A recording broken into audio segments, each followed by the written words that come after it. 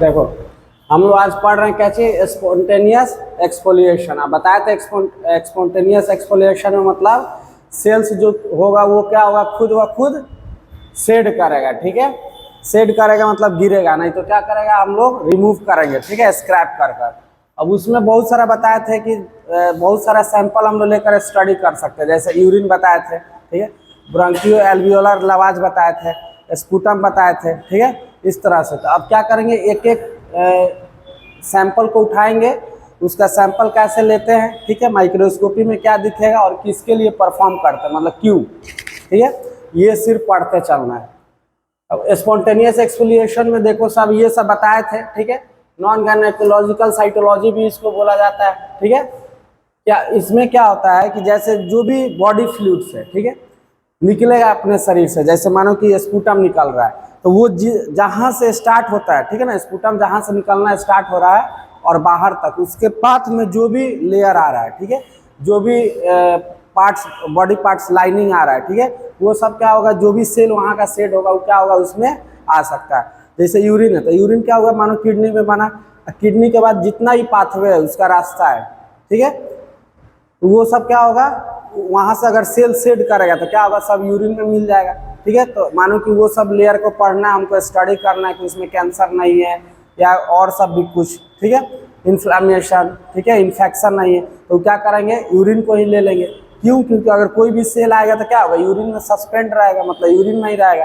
क्या करेंगे, उसको सेंट्रीफ्यूज करके उसका माइक्रोस्कोपी कर लेंगे। समझ में आ रहा है, तो ऐसा ही कर करके पढ़ेंगे। तो जितना भी सैंपल है, यूरिन ही नहीं, यूरिन के अलावा ब्रोंकियो एल्वियोलर लवाज है, ठीक है, पेट में से मानो कि निकालेंगे, ठीक है, पेट में से बोल रहे हैं, ये लंग्स के आसपास से, ठीक है ना, ब्रोंकियोल से, तो जितना भी निकालेंगे तो उस एरिया का जितना भी सेल रहेगा, ठीक है, तो वो क्या होगा, सैंपल में आ जाएगा।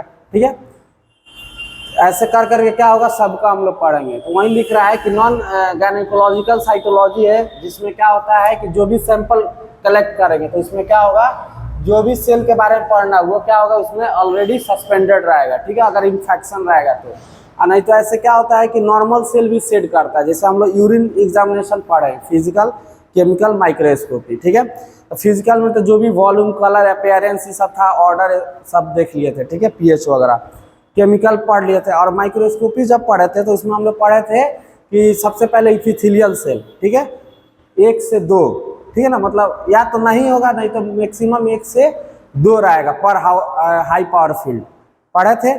तो ये क्यों होता है, क्योंकि जितना भी हम लोग का ये लाइनिंग है वहाँ से, ठीक है ना, जहाँ से यूरिन किडनी से निकल रहा है, उसके बाद यूरेथ्रा पास आउट हो रहा है, वहाँ तक क्या होता है, कोई ना कोई इपिथेलियल सेल क्या होता है, डेड हो जाएगा। ठीक है, डेड मतलब ऑटोमेटिक एजिंग हो जाता है, तो उसके कारण 1-2 मिल ही जाता है। ठीक है, ओवरनाइट जब रात भर रख देंगे, ठीक है, जैसे मानो कि रात में 12-1 बजे सो रहा है, सुबह में फर्स्ट यूरिनेशन करने के लिए हम गए 5-6 बजे, तो उसमें क्या होता है कि जितना भी लगातार यूरिन का वॉल्यूम आ रहा है, ठीक है, तो वो 5-6 घंटा में जितना शेड किया है यूरिन, ठीक है ना, यूरिन के रास्ते से जितना भी सेल शेड किया वो सब यूरिन में मिला हुआ। तो हो सकता है कि जब फर्स्ट यूरिन एग्जामिनेशन करेगा मॉर्निंग वाला, उसमें 4-5 मिल जाए। ठीक है ना, नॉर्मल करेगा 1-2-3 घंटा, 4 घंटा में तो 1 से 2 मिलता ही है। ठीक है ना, लेकिन मानो कि 4-5 घंटा अगर यूरिन तुम रोक कर रखे हुए हो, तो उसमें क्या हो रहा है, बहुत सारा सेल डिजनरेट हो रहा है, बार बार यूरिन क्या हो रहा है, कलेक्टेड हो रहा है, तो एक वॉल्यूम हो जाता है। ठीक है, वो क्या होता है कि जब उसको एग्जामिनेशन करेगा तो क्या होगा, मोर देन 2, 3, 4, 5 मिल सकता है। ठीक है ना, तो उसको क्या पैथोलॉजिकल नहीं मानना है। क्यों, क्योंकि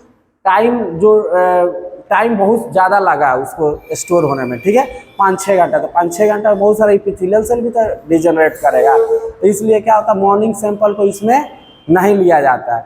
ठीक है ना, क्योंकि मॉर्निंग से, क्योंकि टाइमिंग ज़्यादा हो रहा है। ठीक है ना, तो क्या होगा, नंबर ऑफ सेल भी आकर स्टोर ज़्यादा हो रहा है, तो ऑटोमेटिक जब माइक्रोस्कोपी करेंगे तो नंबर ऑफ सेल बढ़ा हुआ रहेगा। ठीक है ना, नॉर्मल से जो भी सेल रहेगा बढ़ा हुआ रहेगा, तो बढ़ा हुआ रहेगा तो कोई भी बोल देगा क्या है, ये पैथोलॉजिकल है, लेकिन पैथोलॉजिकल कंडीशन नहीं है, ये ज़्यादा टाइम दे दिए हैं, जिसके कारण क्या हुआ, इपिथेलियम सेल ज़्यादा आके कलेक्ट हो गया। ठीक है, इपिथेलियल सेल। वहीं अगर एक्चुअल पैथोलॉजिकल कंडीशन होगा तो क्या होगा, बार बार वहाँ से निकलेगा, मतलब 1 घंटा में भी क्या होगा, 4, 5, 8, 10 इपिथेलियल सेल निकल जाएगा, अगर पैथोलॉजिकल कंडीशन रहेगा या कोई बीमारी रहेगा तो तो क्या करेंगे, पहला यूरिन को कलेक्ट नहीं करेंगे, ठीक है ना, कलेक्ट करेंगे भी मतलब उसका टेस्ट नहीं करेंगे, ठीक है। अगर एक्चुअल पैथोलॉजिकल कंडीशन देखना है तो उसके बाद वाला यूरिन लेंगे, खूब पानी पी लेंगे, ठीक है। उसके बाद 1-1.5 घंटे बाद जो भी टॉयलेट लाएगा, यूरिनेशन करेगा पेशेंट, उसको क्या करेंगे, कलेक्ट कर लेंगे, ठीक है। तो 1 घंटा में वो कितना आ रहा है, ठीक है, या एक मतलब फर्स्ट यूरिनेशन के बाद सेकेंड थर्ड कभी भी कलेक्ट कर सकता है, ठीक है, क्योंकि इसमें का टाइम का जो डिस्टेंस रहेगा वो क्या रहेगा, मिनिमम रहेगा, 1-1.5-2 घंटा में नॉर्मली हो जाएगा यूरिनेशन। तो उसका क्या करेगा, सैंपल कलेक्ट करके उसके बाद माइक्रोस्कोपी करेंगे। अगर वो मोर देन 3, 4, 5, 6 आ रहा है तब समझ जाएंगे कोई ना कोई पैथोलॉजिकल कंडीशन प्रेजेंट है, ठीक है, या इन्फेक्शन है। अगर मॉर्निंग वाला लेगा तो ऑटोमेटिक आएगा ही, क्यों, क्योंकि बहुत ज़्यादा टाइम से ड्रेन हो रहा है, ठीक है ना, किडनी में बन रहा है, यूरिन आ रहा है, स्टोर हो रहा है, ब्लैडर में बन रहा है, आ रहा है, बन रहा है, आ रहा है, तो उस पाँच में 1-1, 2-2 भी आया था, 8-10 तो ऐसे ही मिल जाएगा, ठीक है ना। तो इसलिए क्या करना, मॉर्निंग सैंपल को प्रीफर नहीं करना है, ठीक है। और उसके बाद जो मॉर्निंग सैंपल के बाद वाला जो यूरिन आएगा, ठीक है, उसको हम लोग क्या करते हैं, प्रीफर करते हैं, ठीक है। तो ये वाला एक चीज़ समझना है। तो जितना भी एग्जामिनेशन होता है तो सबका क्या होता है, अलग अलग सैंपल कलेक्शन होता है, ठीक है। अगर वही हमको मानो कि प्रेगनेंसी टेस्ट करना है तो प्रेगनेंसी टेस्ट मॉर्निंग सैंपल के लिए बेस्ट होता है, ठीक है। मॉर्निंग सैंपल क्या किया जाता है, उसको लिया जाता है, या नॉर्मल बायोकेमिकल टेस्ट भी करना है, ठीक है, तो उसको लेते हैं। नेफ्राइटिस का करना है तो मिड स्ट्रीम, ठीक है, या मॉर्निंग सैंपल भी ले सकते हैं, ठीक है ना। तो ऐसे कर कर क्या होता है कि अलग अलग सैंपल हम लोग क्या करते हैं, कलेक्ट करते हैं, किसके लिए, यूरिन के एग्जामिनेशन के लिए, या कोई भी एग्जामिनेशन कर रहे हैं, ठीक है ना, तो उसके बारे में पता होना चाहिए। नहीं तो क्या होगा कि नहीं भी पैथोलॉजिकल कंडीशन रहेगा, कहीं भी कभी भी कोई भी यूरिन सैंपल कलेक्ट कर लिया कोई भी टाइम का, अब जब डायग्नोसिस करेगा तो क्या होगा, गलत आएगा, मतलब आएगा रिपोर्ट सही, लेकिन तुम डायग्नोसिस उसको क्या करेगा, गलत करेगा, ठीक है। उसको लगेगा कि more than number of cell ज़्यादा है, यानी कैंसर है, ठीक है, या इपिथेलियल डैमेज है, या कोई इन्फेक्शन है, समझ में आ रहा है, तो वो गलत हो जाएगा, रिपोर्टिंग गलत, जो भी डॉक्टर होगा वो मिसकंसेप्शन में गलत कर देगा, ठीक है। तो देखो यहाँ सब देखते हैं, जो भी नॉन गायनेकोलॉजिकल स्टडी है, ठीक है, इसमें क्या होगा, सेल सस्पेंड हो जाएगा जो भी बॉडी फ्लूइड लेंगे, ठीक है, और उसके बाद स्पेसिमेन को क्या करना है, कलेक्ट करके उसके बारे में स्टडी करना है। जो भी फ्लूइड कलेक्ट करेंगे, ठीक है ना, कोई भी सैंपल, सबसे पहले जो कंटेनर होना चाहिए क्लीन रहना चाहिए और ड्राई रहना चाहिए, and send to the laboratory as soon as possible. जितना भी स्पेसिमेन है, ठीक है ना, एक सीमेंट को छोड़कर, सीमेंट को क्या होता है कि आधा घंटा के लिए जनरली हम लोग रखते हैं, ठीक है ना, ताकि लिक्विफाई हो जाए। उसके बाद हम लोग क्या करते हैं, उसको टेस्ट परफॉर्म करते हैं। उसके बाद जितना भी मैक्सिमम बॉडी फ्लूइड्स है सबको एज जितना मतलब निकला, ठीक है ना, जितना जल्दी तुम टेस्ट कर लो वो तुम्हारे लिए बेनिफिशियल रहेगा, ठीक है। और पेशेंट के लिए भी जो भी रिपोर्टिंग होगा, ठीक है ना, करेगा वो क्या होगा, करेक्ट होगा, ठीक है, मतलब थोड़ा सा भी इधर अंतर नहीं आएगा ज़्यादा, ठीक है। वहीं 1 घंटा 2 घंटा रख देगा तब क्या होगा, थोड़ा सा इधर उधर हो सकता है रिपोर्टिंग में, ठीक है। इसलिए क्या करना, कोई भी बॉडी फ्लूइड आ रहा है उसे क्या करना, एज सुन एज पॉसिबल हम लोग टेस्ट कर देते हैं, ठीक है, वो सबसे बेस्ट है। लेकिन एक सीमेन रहता है, तो सीमेन में क्या होता है, पहले तो वो सेमी सॉलिड निकलता है, ठीक है ना, ओपेक टाइप का निकलता है, तो उसको हम लोग क्या करते हैं, लिक्विफाई होने देते हैं। जैसे ही थोड़ा सा लिक्विड बनता है तो उसको नंबर ऑफ सेल्स, ठीक है, मोटिलिटी उसका जब काउंट करने में क्या होगा, हेल्प करेगा। नहीं तो उस टाइम अगर करेगा तो सेल एक पर एक सस्पेंडेड रहता है, समझ में आ रहा है। तो काउंटिंग करेगा, पता चलेगा 5 गो सेल है, उसको तुम एक गो सेल पढ़ लिए, ठीक है, तो नंबर ऑफ काउंट क्या होगा, कम हो जाएगा कि नहीं, बताओ। तो इसके लिए क्या करना है, बताओ, उसको लिक्विफाई होने देना है, वो कंडीशन याद रखना है। और मैक्सिमम जितना भी बॉडी फ्लूइड होगा उसको क्या करना है, एक नीट एंड क्लीन कंटेनर ले लेना है, ठीक है, और ड्राई भी रहना चाहिए। और उसके बाद क्या करना है, उसका एग्जामिनेशन करना है। If the body fluid can, और मानो कि लैब में तुरंत तुम नहीं भेज पाए, ठीक है, अगर मानो तुम्हारा कलेक्शन सेंटर है, तुम लैब में तुरंत नहीं भेज पाए, तो तुमको क्या करना है, उसको रेफ्रिजरेटर में 4 डिग्री सेंटीग्रेड पे क्या करना है, उसको स्टोर कर देना है, ठीक है।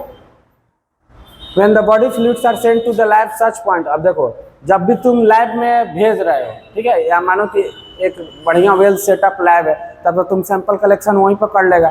अगर मानो कलेक्शन सेंटर है, ठीक है, तो कलेक्ट कर रहे हो। फिजिकल एग्जामिनेशन क्या होता है, डिटोरिएट करता है, ठीक है ना, मानो कि कलर कुछ है, 1 घंटा रख देगा तो कुछ और हो जाएगा, ठीक है, स्मेल कुछ और है, 1 घंटा बाद कुछ और ऑर्डर हो जाएगा, ठीक है। अपेयरेंस कुछ अभी अलग दिख रहा है, ठीक है, 1 घंटा रख देगा 2 घंटा रख देगा तो अलग हो सकता है, या फ्रिज में रख दिया तो दूसरा हो सकता है। तो जब भी कलेक्शन करना है, ठीक है ना, तो उसको क्या करना है, तुरंत फिजिकल एग्जामिनेशन उसका देख लेना है कि उसका वॉल्यूम हम कितना ले रहे हैं, ठीक है, उसका अपेयरेंस कैसा है, क्लियर है कि टर्बिड है, कि समझ में आ रहा है ना, कि हैजी है, वो सब देख लेना है। उसका कलर देख लेना है, ठीक है ना, यूरिन का ही नहीं, जितना भी सैंपल कलेक्शन है, स्पूटम आएगा उसका भी देखना है, ठीक है, सीमेन आएगा, CSF आएगा, कुछ भी आएगा तो उसको देखना है, ठीक है। ऑर्डर, स्मेल उसका कैसा आ रहा है उसको देख लेंगे, या और भी कोई भी फिजिकल अपेयरेंस में कोई भी दिक्कत आ रहा है, ठीक है ना, कुछ भी एबनॉर्मलिटीज तुमको दिख रहा है, उसको क्या करना है, नोट डाउन कर लेना है, ताकि जो भी बाद में एग्जामिनेशन करेगा, ठीक है, या डॉक्टर जब डायग्नोसिस करेगा बढ़िया से उसको देखेगा कौन सा बीमारी है, तो उसको क्या होगा, इसमें हेल्प हो जाएगा, ठीक है। नहीं तो अगर सैंपल को 1-2 घंटा रख देगा तो इसका क्या हो सकता है, फिजिकल चेंज हो सकता है, ठीक है ना, बहुत सारा चेंजमेंट आता है, तो ये तुमको क्या होगा, उसमें हेल्प करेगा, इसलिए इसको क्या करना, पहले ही लिख लेना, ठीक है। और उसके बाद लैब में अपना भेज देगा, तो लैब में क्या होगा, अब देखो कलेक्शन कैसे करना है, ठीक है, तो वहीं लिखे हैं कि first morning sample is not ideal, क्या है, आइडियल नहीं है, because the cell degenerated overnight, रात भर क्या होता है, सेल डिजनरेट कर रहा है, किडनी में बन रहा है, सेल आकर यूरिन आता है, मानो ब्लैडर में आके स्टोर हो रहा है, यूरिनरी ब्लैडर में, तो क्या हो रहा है, वहाँ से सेल बार बार जिस लेयर बन रहा है जहाँ आ रहा है, तो उस पाथ में मानो इपिथेलियल लाइनिंग रहता है, तो मानो कि आ रहा है बार बार, तो उसमें से एक 2 सेल डिजनरेट हो रहा है, आके कलेक्ट हो रहा है, या यूरिनरी ब्लैडर का जो ट्रांजिशनल इपिथेलियम सेल से बना हुआ रहता है, तो वही सेल क्या होता है बताओ, उसमें से भी डिजनरेट कर रहा है, तो नंबर ऑफ सेल्स क्या होता है, ज़्यादा मिल सकता है, ठीक है ना, इसलिए उसको नहीं लेना, वो कोई पैथोलॉजिकल कंडीशन नहीं है, वो क्या है, फिजियोलॉजिकल कंडीशन है, ठीक है ना, जितना देर स्टोर करके रखोगे तो नंबर ऑफ सेल्स क्या होगा, ज़्यादा रहेगा, ठीक है ना, इसलिए उसको नोट डाउन नहीं करना है, ठीक है, इसको आइडियल इसलिए नहीं माना जाता, समझ में आया। तब कब कलेक्शन करेंगे, तो do not collect the first time you pass the urine in the morning, सुबह में जो सबसे पहला यूरिनेशन होगा उसको कलेक्ट नहीं करना है। उसके बाद जब मानो कि फर्स्ट यूरिनेशन कर दिया, ठीक है, टॉयलेट कर दिया, तो उसके बाद हो सकता है कि पेशेंट को खूब पानी पिला दो, ठीक है, और पानी पिलाएगा तो क्या होगा, 1-1.5 घंटा बाद जो भी टॉयलेट लाएगा तो वो वाला sample collect neat and clean dry container में क्या करेंगे हम लोग, कंटेन कर लेंगे, ठीक है, और वो 1 घंटा के अंतराल में अगर मानो 10, 15, 20 इपिथेलियम सेल आ गया, समझ में आ रहा है, या कोई भी सेल मिल गया, तो हम समझेंगे तब क्या है, इसको पैथोलॉजिकल कंडीशन है, ठीक है ना कोई इन्फेक्शन या सार्कोनोमा या कुछ ना कुछ है, कार्सिनोमा, ठीक है। अब देखो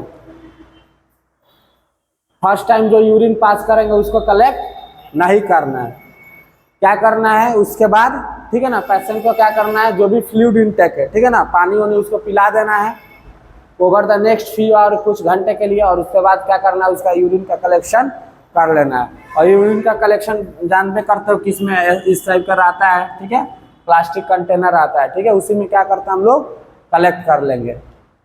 उसके बाद क्या करेंगे, जैसे ही सैंपल कलेक्शन करेंगे, ठीक है, तो अब हमको पढ़ना है क्या चीज़, सेल्स के बारे में। अब सेल्स क्या होगा, सस्पेंडेड होगा पूरा यूरिन में, बोलो, ये यूरिन का मानो कि लिक्विड है, ठीक है, यूरिन है, ठीक है, यूरिन फ्लूइड है, इसमें क्या होगा, सेल्स चारी ओर क्या होगा, सस्पेंडेड होगा, कुछ नीचे होगा कुछ ऊपर होगा, ठीक है, तो इसको क्या करना है, सेल को बारे में पढ़ना है, तो इसको क्या करना पड़ेगा, हमको सेंट्रीफ्यूज करना पड़ेगा। तो इस डब्बा को लेंगे या टेस्ट ट्यूब में डालकर उसको क्या करेंगे बताओ, सेंट्रीफ्यूज कर लेंगे। सेंट्रीफ्यूज करेंगे तो क्या होगा, जो भी सेल्स है, ठीक है ना, वो क्या होगा, नीचे सेडिमेंट कर जाएगा, और उसके बाद क्या करेंगे, उस सेल्स को सेडिमेंट को लेकर माइक्रोस्कोप पर रखकर स्मीयर बनाएंगे, और स्मीयर बना के उसको फिक्स करके क्या करेंगे, स्टडी कर लेंगे, ठीक है। तो देखो वही है, उसका सेंट्रीफ्यूज ले लेंगे, उसके बाद क्या करेंगे, उसका स्मीयर बनाएंगे, ठीक है, स्लाइड पर रख के जो भी सेडिमेंट है, सेडिमेंट को लेते हैं, ठीक है, उसके बाद क्या करेंगे, उसको फिक्स करेंगे, ठीक है, फिक्स या प्रिजर्व करेंगे किसमें, 50% अल्कोहल में। उसके बाद क्या करेंगे, उसका माइक्रोस्कोपी कर लेंगे, ठीक है। जब माइक्रोस्कोपी करेंगे तो हम लोग को क्या मिलेगा बताओ, जो नॉर्मल यूरिन है, ठीक है ना, अगर पैथोलॉजिकल कंडीशन में नहीं है, ठीक है, और फर्स्ट मॉर्निंग सैंपल भी नहीं है, ठीक है, तो उसके बाद अगर मानो कि जो कलेक्शन कर रहा है, ठीक है ना, पानी पिलाने के बाद, ठीक है, तो उसमें क्या होगा, फ्यूज सेल आएगा, बताया था 1 से 2 सेल इपिथेलियम सेल या कोई भी आ सकता है, इसमें क्या, या कोई सेल नहीं, मतलब 1 से 2 आएगा या कोई भी नहीं आएगा तो कोई दिक्कत नहीं है, ठीक है। लेकिन अंडर एनी पैथोलॉजिकल कंडीशन, कोई भी अगर मानो तुमको डिजीज है, इन्फेक्शन है, समझ में आ रहा है, तो क्या हो सकता है, abnormal cell, many abnormal cell आ सकता है, बहुत सारा, ठीक है, 10, 15, 20, 25, 50 कुछ भी आ सकता है, ठीक है। तो अगर नॉर्मल रहेगा तो नहीं आएगा, ठीक है ना, 1 या 2 आएगा, नहीं तो नहीं भी आ सकता है। और वहीं अगर पैथोलॉजिकल कंडीशन होगा तो क्या होगा, बहुत सारा आ सकता है, ठीक है ना, वो उस पर डिपेंड करता है कि क्या चीज़ का इन्फेक्शन है, ठीक है। उसके बाद है कि हम लोग यूरिन एग्जामिनेशन जो कर रहे हैं इसमें स्पॉन्टेनियस एक्सफोलिएशन में, क्यों कर रहे हैं, किसके लिए, यूरेथ्रल ट्यूमर के लिए, ठीक है ना, जो भी यूरेथ्रा में ट्यूमर वूमर है, ठीक है, उसको पता लगाने के लिए। यूरिनरी ब्लैडर में कोई भी इन्फेक्शन है, इन्फ्लामेशन है, उसके बारे में पता लगाने के लिए, ठीक है। यूरेथ्रा से निकलता है तो उसमें भी कोई भी ट्यूमर होगा, ठीक है ना, तो क्या होगा, सेल उसमें से पास करेगा, तो उसको स्टडी कर लेंगे तो माइक्रोस्कोपी में आ जाएगा कि नहीं, बोलो। यूरिनरी ब्लैडर में क्या होता है, यूरिन स्टोर होता है, उसके बाद ही ना पुश आउट होकर वहां से निकलता है। अगर वहां पे कोई भी इन्फेक्शन इन्फ्लामेशन होगा तो वहां का भी सेल आएगा, ठीक है। तो इसके बारे में हम लोग नॉलेज प्राप्त कर सकते हैं, जान सकते हैं। कार्सिनोमा ऑफ किडनी, किडनी में क्या होता है, यूरिन का फॉर्मेशन होता है, ठीक है। तो यूरिन का फॉर्मेशन होगा तो क्या होगा, अगर मानो कि उसमें कैंसर है, ठीक है ना, कैंसर कॉजिंग सेल है, तो क्या होगा, सेल शेड करेगा तो यूरिन में ही आएगा। तो यूरिन को अगर मानो कि माइक्रोस्कोपी करेंगे तो वो सेल मिलेगा कि नहीं, तो फिर उसको भी पता लगाया जा सकता है। Carcinoma of prostate in male, prostate से भी होकर आएगा तो क्या होगा, इससे भी पता लगाया जा सकता है। कार्सिनोमा मतलब होता है क्या चीज, कैंसर कॉजिंग सेल। तो जो कैंसर करने वाला होगा तो कहाँ होगा, मानो किडनी में, तो किडनी को ही कर रहा है ना, तो वो भी तो सेल डिजनरेट करेगा। या मानो कि जिस रास्ते से आ रहा ब्लॉकेज होगा तो उसको मानो कि यूरिन 2-4 को पकड़ लाया, समझ में आया, यूरिन में 2-4 दहा कर आ गया, ठीक है ना, फ्लड होकर, तो मानो कलेक्ट होगा, तो यूरिन का एग्जामिनेशन करेंगे तो मिलेगा, तो हम समझ जाएंगे कि कोई ना कोई कैंसर हो रहा है, ठीक है। उसके बाद फिर उसको क्या होगा, ट्यूमर मार्कर से या बहुत सारा चीज आता है, उससे क्या होगा, और बढ़िया से कंफर्म कर लेंगे, और उसका जो भी अपना ट्रीटमेंट होगा वो करेंगे, ठीक है। तो ये सब है, ठीक है। अब कल पढ़ा देंगे स्पूटम, ठीक है, ब्रोंकियो एल्वियोलर लवाज दोनों, ठीक है। तो यही था स्पॉन्टेनियस एक्सफोलिएशन, ठीक है। स्पॉन्टेनियस एक्सफोलिएशन में बताए थे कि नॉन गायनेकोलॉजिकल होता है, गायनेकोलॉजिकल मतलब बताए थे जो भी फीमेल रिप्रोडक्टिव ट्रैक है, ठीक है, उससे रिलेटेड नहीं रहेगा, ये बॉडी फ्लूइड्स के बारे में पढ़ रहे हैं, इसीलिए नॉन गायनेकोलॉजिकल, ठीक है। और ये क्या होगा, स्पॉन्टेनियस होगा, नहीं तो क्या होगा ये तो क्या है, स्पॉन्टेनियस वाला क्या है, मैकेनिकल हो सकता है, नहीं तो खुद से आएगा, ठीक है। हाँ, तो ये सब नेचुरल वाला है, ठीक है। जैसे मानो कि स्पूटम हम कर रहे हैं तो कुछ कर रहे हैं, नहीं कर रहा, वो स्पूटम के साथ आ रहा है, टॉयलेट कर रहे हैं तो हम कुछ कर रहे हैं, नहीं कर रहे हैं। और इसके बाद पढ़ेंगे स्क्रैपिंग वाला, ठीक है, जो मानो कि करेंगे, ठीक है, चलो।